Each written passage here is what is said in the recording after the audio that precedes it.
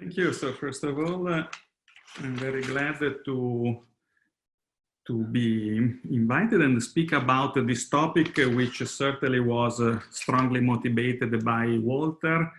Walter introduced us around 20 years ago to the problem of water waves and to the problems of and small divisor problem for water waves. So I'm really happy and honored to speak about this work in this workshop, remembering Walter. Okay, so to be more specific, I'm going to discuss about time periodic water waves, time quasi-periodic water waves, which are space periodic in one variable. And here we shall consider bidimensional fluids. Here it is a picture which describes a possible emergence of these waves, which when are analyzed in a section, like here in transversal section, may look as to be space periodic. And so I'm going now to introduce precisely the equations that we are going to analyze, which are the water waves equation with constant vorticity. These are the Euler equation for an incompressible fluid, which fills a time-dependent region which is bounded from the bottom here, which is at the depth y is equal minus h, and the free boundary which evolves in time. I will consider the free boundary as a graph of a function eta, 2 pi periodic in x and time dependent. And the reason is because we shall prove existence of small amplitude time quasi-periodic solutions, so where always the free surface will be a graph, a small deformation from the flat surfaces. Then the fluid occupies this region. It is described by a velocity field u, which is divergence free, which is the second equation. And then here we are going to consider cases in which it has a possible vorticity, which is a constant gamma.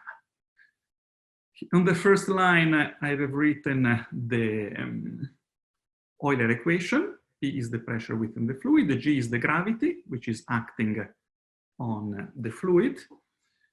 And then the dynamical system is determined by boundary condition at the free surface, which are the first and the second equations. The first equation, which is sometimes called the kinematic boundary condition, tells that the particle which starts on the free surface will remain forever on the free surface, so without producing break in the free surface. And the second condition, which is sometimes called the kinematic boundary condition, is a balance of pressure between, so capital P is the pressure computed by the Euler equation just inside the fluid, and this is compensated by the possible presence of capillary forces. Capital K is the surface tension coefficient. This is the curvature of the free surface, equal, for example, to the atmospheric pressure, which is constant. Then the last condition, it is just the condition that the velocity, the velocity field u, it is purely horizontal, that is the y component of the velocity field vanishes at the bottom, so it is impermeability condition of the bottom. Gamma, so, is the vorticity. The unknowns of this problem are the free surface, so it is the time-dependent domain occupied by the fluid, and then, of course, the velocity field inside the fluid. Then, in the case of constant vorticity, the velocity field can be decomposed as the sum of a vector field which carries the vorticity, which is sometimes called the Couette flow, which is so minus gamma y comma 0. This is a time-independent vector field which carries all the vorticity, and then the part which of the velocity field which is rotation-free. So the rotation-free part we represent as the gradient of a scalar, which is called the velocity potential. Then the observation due to Sakharov and then expanded by Krieg and Suleme is that the evolution of this system is completely determined by the shape profile of the fluid and then by the trace at the boundary of this velocity potential.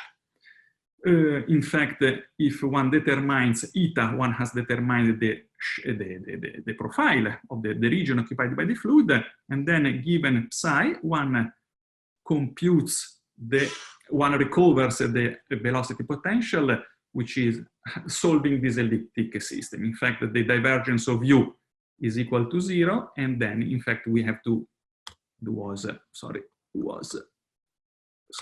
was this condition, divergence of u equal to 0, which implies precisely that the Laplacian of phi is equal to 0. And then with the boundary, the Dirichlet boundary condition at the top, and this Neumann boundary condition, which is the translation of the impermeability condition at the bottom, v is equal to 0 at the bottom, one can recover this velocity potential phi. And then one has to reformulate these two boundary conditions, the first and the second that I wrote here, the kinematic and the dynamic boundary condition at the free surface, in terms of the variables, which now describes the state of the system, so that is in terms only of eta and psi. So these two functions, which are only defined at the one-dimensional free interface. One can translate the previous boundary conditions into this language, and then obtains we call the Zakharov Konstantin-Allen formulation, which is extension of the Zakharov-Craig-Sulaim formulation, where in red are the terms which depends on the constant vorticity. When gamma is equal to 0, one looks at this system of equation in eta and psi, which are the usual Hamiltonian water waves equation. Then the red terms are the terms due to the constant vorticity. In this equation, G of eta is the non-local Dirichlet-Neumann operator, which in fact, given psi, determines the Neumann derivative, essentially gives, given psi, which is the Dirichlet datum of the harmonic function of the harmonic potential, compute its normal derivative at the free surface up to a renormalization. This operator has been extremely well studied. It has a series of important properties, and one of them that I mentioned in 5, it is that when eta is a C-infinity profile, this is a pseudo-differential operator in the strict usual sense, and it admits an asymptotic expansion, which is given by Fourier multiplier, which is independent of eta, which is independent of the profile, and in fact it is the Dirichlet-Neumann operator at the free surface when eta is equal to 0, plus a term which is very regularizing, and in fact regularizes infinitely many derivatives, since eta has infinitely many derivatives. Then in the application that we are going to prove, we shall prove existence of solutions which have a finite regularity. Say if eta is of class ck, then these terms here gains more or less k derivatives in space. Then this equation can be written in an Hamiltonian system where the Poisson tensor J of gamma, it is this operator, which is non-canonical in the sense that it is identity minus identity is the usual symplectic canonical symplectic matrix, and then appears also this operator on the right hand side. And then with respect to this Poisson tensor, we have that Konstantin and Valen observed this Hamiltonian, the previous set of equation is this Hamiltonian system. The Hamiltonian is the sum of the kinetic energy, which is the first term, the energy due to gravity, which is the second term, the energy due to the capillary forces, kappa is the surface tension coefficient, And then there is a new term in the energy which is due to the vorticity, which is the last term. And then Valen noted that there is a simple linear change of variable in which the Poisson tensor, which is not the standard one, becomes indeed the standard one. In fact, applying just this linear change of variable, one can rewrite the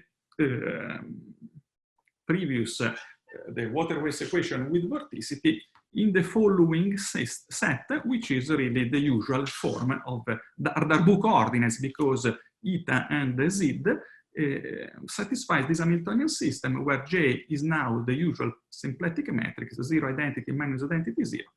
And then this is the L2 gradient of the Hamiltonian when it is expressed in these new variables. Eta is the same, and Z is this affine modification of the usual velocity potential. This formulation is very convenient to study this system. It is easy to check that these coordinates preserves very important dynamical properties of the water waves. That is, the water waves equation also in these new variables are reversible. The Hamiltonian is left invariant under the action of an involution S, which is the map which exchange x into minus x, and which exchange the sign also of the velocity potential from z into minus z. This has a consequence that if u is a solution, then S of u minus t is a solution, and it simplifies some argument to look for solutions which are fixed point for this action, and that is solutions which are that we call reversible solutions, for which u of t is equal exactly to S of u minus t, which means that eta will be a function which is even into the pair t and x, and the psi is a function which is odd in time and x. Another important property of this system, which is fundamental in order to look for traveling solutions, is the fact that the bottom is flat. Since the bottom is flat, then the equations are invariant under space translation. So there is the action of a group, the group of translations, which just translate in space, and the equations are invariant under the space translations, because there is no, of course, are all the same. In fact, are invariant.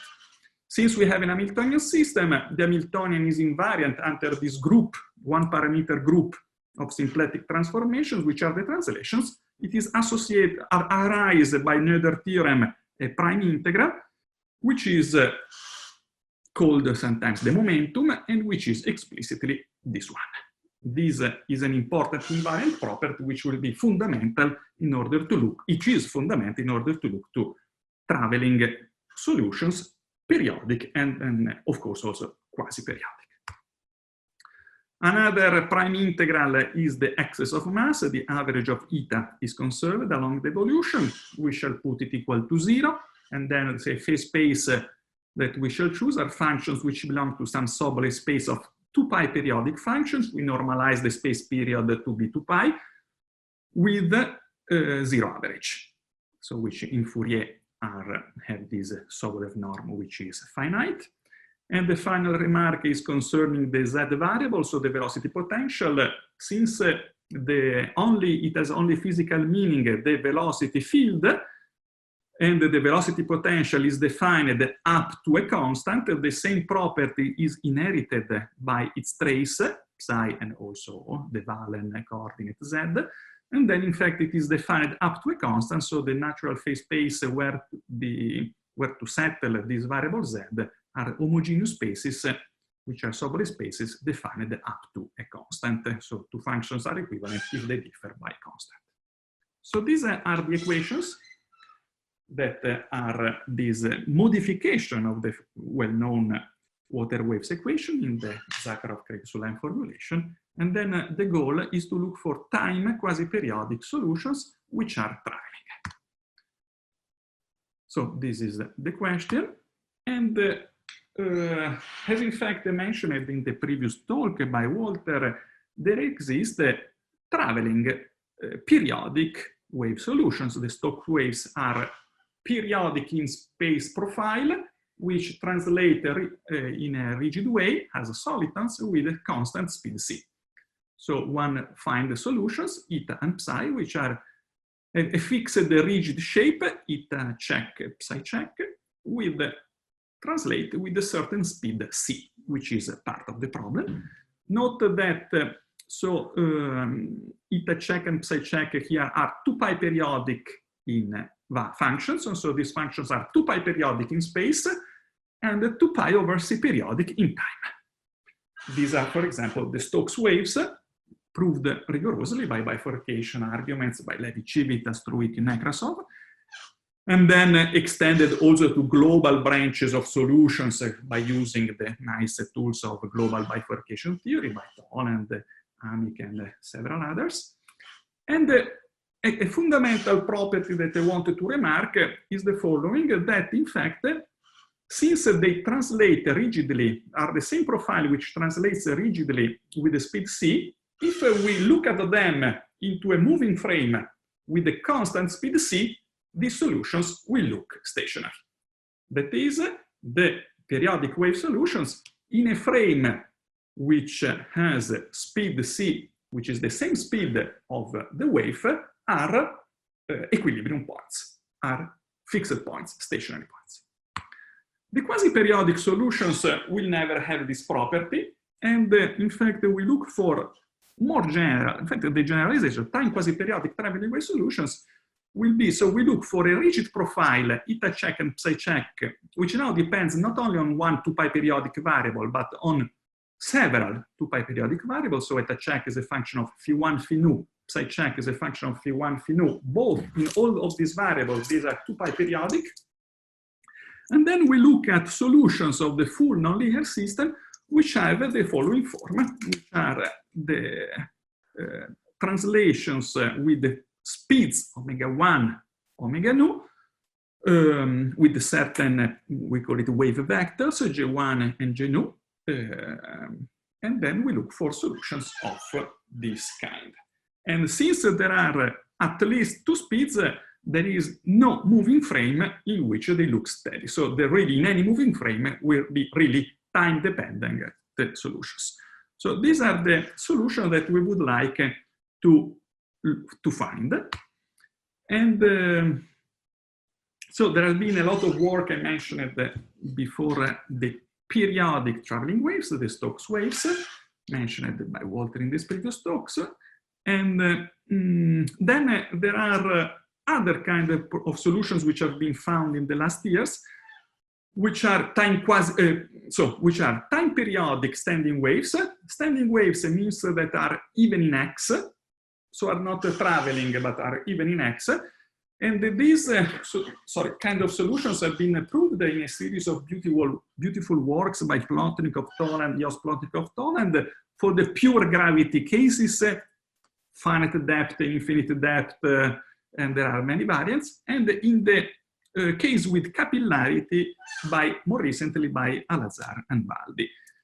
The big difference between this set of solutions and the first ones, well, of course, are in the shape. The first are traveling, these one are even in x. From a mathematical point of view, this is a small divisor problem, so one has to formulate it as an implicit function theorem of Nash-Moser type, or any similar technique which has to phase with small divisors.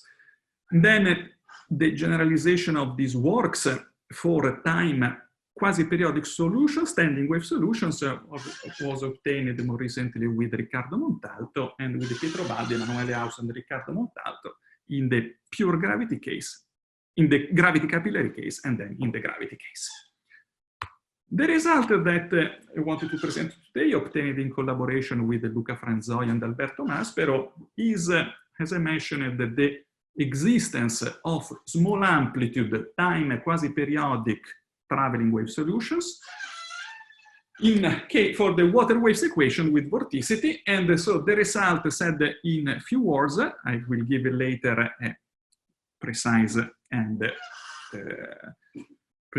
more precise statement, but it is for any value of the vorticity, which may also be zero, so also for irrotational fluids, if one wants, for any value of the depth, it may also be infinity, if we take the surface tension parameter in a Cantor set which has a large measure,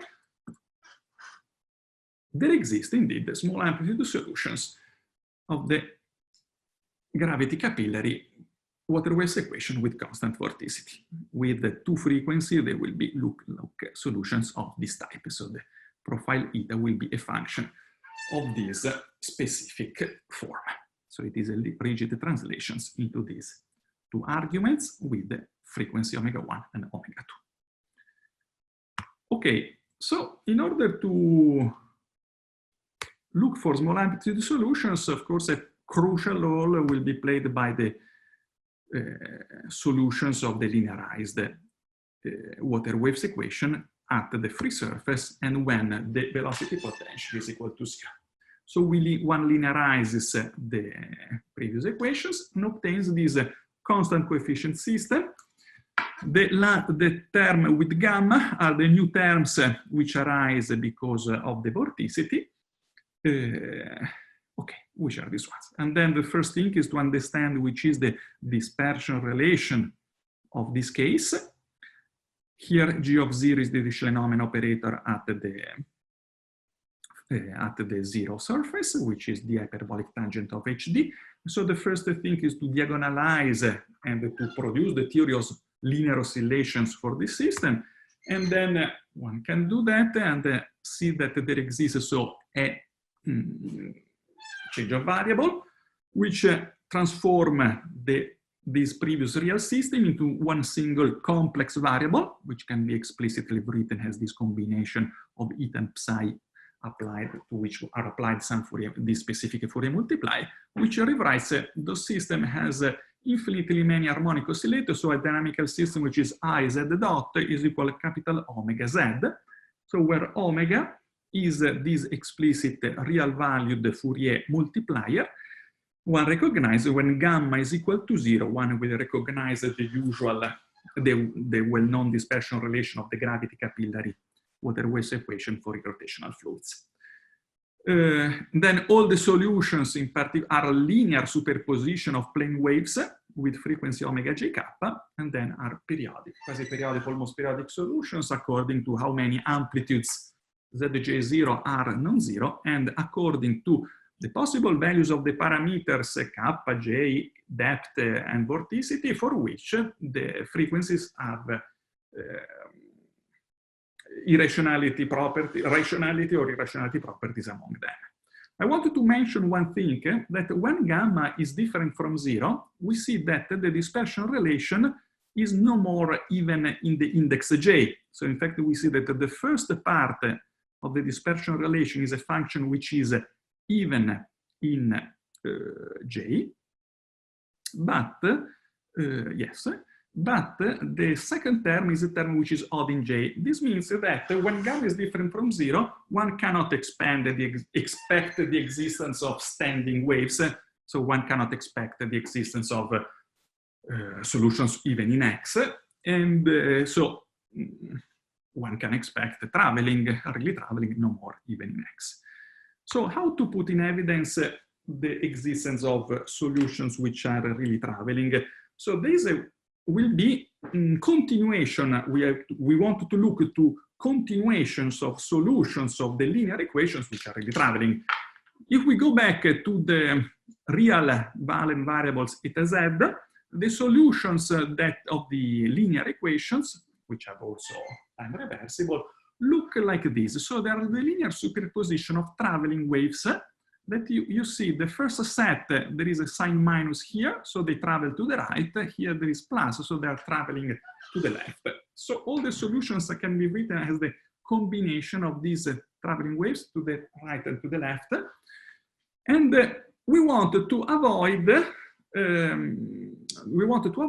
that two possible waves with the same amplitude, identical, just traveling to the left and to the right, do not have destructive interference for which they would be even in x, because, and in fact, this could happen in the case of zero vorticity, where, as I mentioned before, the dispersion relation is only purely even in the index, in the Fourier index Jn. If we take two waves with the same amplitude, sorry, here there is a misprint, it should be rho n is equal to rho minus n, then indeed one checks that these functions here are indeed even in x, because there would be, and so that would be standing. So we wanted to avoid to construct the solutions of the linear equations for which this phenomenon, for which we do not have standing waves, so for which there is no this effect. And then how we do? So we construct solutions as follows. We consider finitely many indices, integers, n1 and nu bar. We order, say, for like this, one, let's say, n1 bar and nu bar, and certain directions, signs, plus or minus 1, sigma 1 and sigma nu are just signs. And then we look at these solutions of the linear equation. That is, here in the, so if the sigma 1, say, for example, is 1, we consider only the part of the linear waves which travels to the right. So, and we do not consider, so, the other traveling to the left. So we consider this specific set of solutions of the linear equation. So for each wave number n1, n2, and n, all different among them, we consider only one wave which travels to the left or which travels to the right. Okay, so we look at these solutions which are really traveling, so they do not have interference, they cannot have interference, so they are indeed not standing, and then we ask whether they persist into the nonlinear water waves. Of course, difficulties arise by the fact that the nonlinearity contains a lot of derivatives. In fact, it is a quasi-linear system, as it is well known. And the other difficulty arises in this specific problem to see if we can impose the non-resonance conditions. And here it will make a crucial role in the proof, the fact that we have to exploit the fact that the equations are invariant under translations. This is a fundamental new ingredient which has to be preserved along the proof. I hope to explain, to show it later. So the result now in a more specific form, there exist quasi-periodic solutions. How they are constructed, as I said, one takes arbitrarily finitely many integers, as before, with n1 bar, n2 bar, and nu bar, which are all different among them. Then one finds the solutions which are small deformations of the linear equations. Here are a small deformation of the linear equations because the frequency, the quasi-periodic frequency of these solutions, that here is called omega tilde Na bar, is close to the unperturbed ones, and in fact omega tilde converges to the unperturbed linear frequency that we studied before when the psi tends to 0. Psi is the amplitude here, so if the waves becomes smaller and smaller, the quasi-periodic frequency has to converge to the linear frequencies of oscillations. And then there is another small term, which is this R of Tx, which is small and quasi-periodic. So it has a certain Sobolev regularity, and it is a smaller term in Sobolev norm. And these solutions of this form do not exist for all the values of the parameter. Here in this statement, we give that it exists for a set of surface tension parameters kappa, which is in a fixed interval, say k1, k2, and which becomes of measure 1, asymptotically 1, when the amplitude psi tends to 0. In addition, okay, these solutions are linearly stable, and I will comment later on the importance of that. Well, actually, this is interesting to compare with the talk by Walter before. Linearly stable for all these parameters. In fact, here we do not change the 2 pi parameter. So in fact, this is linearly stable among the 2 pi space periodic perturbations, and so which is different by the Benjamin Fair phenomenon discussed before, where one could allow also higher order higher order long wave perturbations. In the setting of 2π periodic solutions, and it is also a fundamental element in the proof of these results, these solutions are indeed linearly stable. I will discuss it a bit later. So just some comment about the results.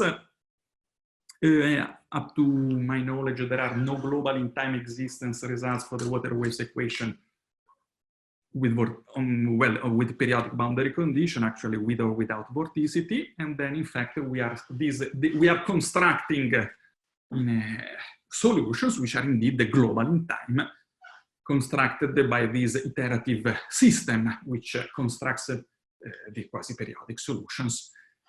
Then I mentioned that the result holds for not for all the values of the parameters. I do not expect, it is not a technical restriction. In general, I would expect really that otherwise there could be some divisor too small, which could produce some resonance, so some solutions which is no more periodic or quasi-periodic. And recently we discussed with John Wilkening some numerical simulation. They have some numerically nice simulations which show that when the parameters, also the surface tension changes, there may be dramatic changes really in the solutions. I think that this corresponds in fact to this phenomenon. That in fact the set of kappa that we choose are a very complicated set, is a Cantor set, especially that, and just moving slightly kappa, that could appear very completely different kind of solutions. The third comment is that these results does not reduce to previous works on with Riccardo Montalto and Pietro Baldi Emanuele of Riccardo Montalto, not only because here we are considering the vorticity, but also in the rotational case would be solutions completely different, because as I said, these are really traveling solutions and not standing, not even in X. Okay. And these solutions are in fact the perturbations, as I mentioned, of the wet flow. And in the case nu is equal to 1, our solutions reduces in fact to the Stokes waves, and which could be constructed by a bifurcation argument a la Crandall-Rabinowitz with the standard implicit function theorem. Maybe another remark that I add now is that in fact we have chosen to formulate the result with the kappa as a parameters, but actually probably other choices are possible. One could probably also use other parameters to, so for x value of the surface tension, one could prove probably moving the depth IH, there are probably the results could hold. Okay, so this was the remark about the linear stability I just mentioned. In a set of coordinates, close, symplectic set of coordinates close to this invariant torus, which supports these quasi-periodic solutions, the equations look like this. The first part contains the generalized eigenvectors mentioned by Walter here, and then the final part shows that in a set of coordinates shows that the linearized equation are again harmonic oscillators with purely imaginary eigenvalues which can be computed. So the flow k exponent of these solutions are exactly 0. These are the parts which arise because of the time translation of the equations. If a quasi-periodic solutions exist, then also it's translated by arbitrary phases are still solutions to these invariants, corresponds to these flow k exponents equal to 0. And then this is the important part, that the flow k exponents also in all other directions turns out in fact to be purely imaginary. This is what happens because of the fact that the system is Hamiltonian, and we have also an asymptotic expansion of these eigenvalues can be given at any precise order. And okay, and this change of variable makes a good thing that is maps Sobolev space into Sobolev spaces. How much time I have? 5 minutes? How much, Catherine? What you want? Maybe another 20 minutes? Yeah, 15 minutes or so. Okay, okay, so perfect. So I can go also a bit slower. Perfect. So then at this point, I would like to give some ideas of the proof of the result. So the main steps are a Nash-Moser iteration to construct the solutions. This is required because there are small divisors. And then in the key step in the analysis, in the construction of the solution, of better and better approximate solutions, is the analysis of the linearized operator at the approximate solution, then of course also at the final solutions. And this is achieved through two tools that I will discuss, use of pseudo-differential calculus and a KM argument. So why it is we use Nash-Moser? Because it is a small divisor problem. That is, if we look at the quasi-periodic solutions, U of phi x, which will be an embedding, a function U of phi x, which has two components, eta phi x z of phi x, which supports quasi-periodic solutions with frequency omega. Then the dt becomes the directional derivatives in the direction omega, so it becomes omega d phi. And then we look, for solutions of this. We need to look for solutions of this operator. F omega kappa u is equal to 0. I also mention again that we look for traveling quasi-periodic solutions. Traveling quasi-periodic solutions means here that the dependence on phi and int x is not independent. In fact, u of phi x, it is given by a profile capital U, which is periodic in its argument, and then which is composed with the argument phi minus jx.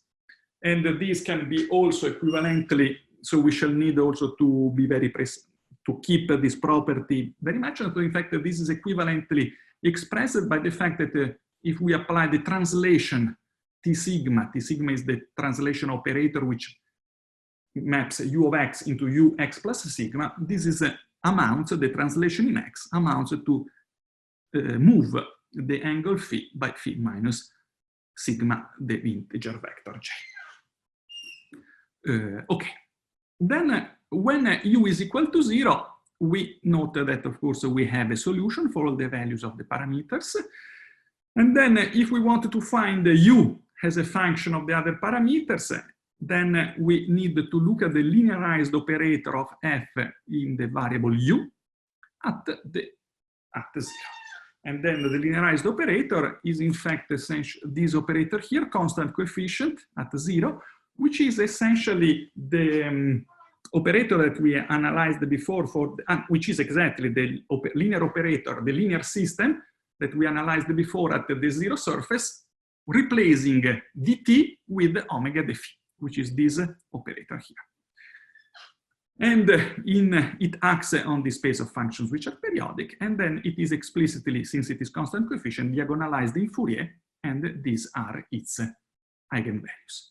Then the general idea, of course, that we shall impose that all its eigenvalues are different from 0. All these for top and bottom are different from 0. Then here where appears the fact that the one has to impose the restrictions on parameters. So for one, you shall be able to impose a condition that will say that for most values of the parameters, these numbers are all different from 0, and they must be also in a certain suitable quantitative sense to be bounded away from 0. For example, in this way, gamma, has nothing to do with the vorticity, it's just a constant times over L to some constant. So if one is able to impose conditions like this, the linearized operator is invertible with a certain loss of derivatives, which is exactly due to the fact that here there is that these eigenvalues may approach to 0. So the inverse operator will be unbounded. That is why we shall implement in the construction of the solution a Newton method modified with smoothing operators. This is the first person who explained me this was exactly Walter Craig, so I'm happy to speak about this here. And the advantage of this scheme is that the difference between two successive approximation is quadratic in the difference between the previous ones, with a constant C of n which may be large because because exactly of the small divisors that I mentioned before. And then it appears at terms which is already super exponentially small because of this cutoff, as n will be a cutoff, say, in Fourier series at a certain order of truncation. So this is the advantage, but in order to formulate this scheme, we need, of course, to have estimates of the linearized operator, the fu, in not only at 0, as we did before, but in a variable function un of phi. And then to have also to prove that for most values of the parameter, this is invertible, and to prove also that the inverse satisfies some estimates that we call it the tame. Okay. And then we shall check that always our construction, it is preserved by traveling, so that we shall always construct traveling waves. So un is traveling, the new approximation has to be traveling. So the linearized operator is in fact, has the following form here. The first part is the term without vorticity. The second line is the term which arises to vorticity. And so we have to analyze this operator, hopefully to diagonalize. So here we start implementing several changes of variables which will transform it. Okay, here there is first step 0 that I will not speak now, is the fact that we have to decouple.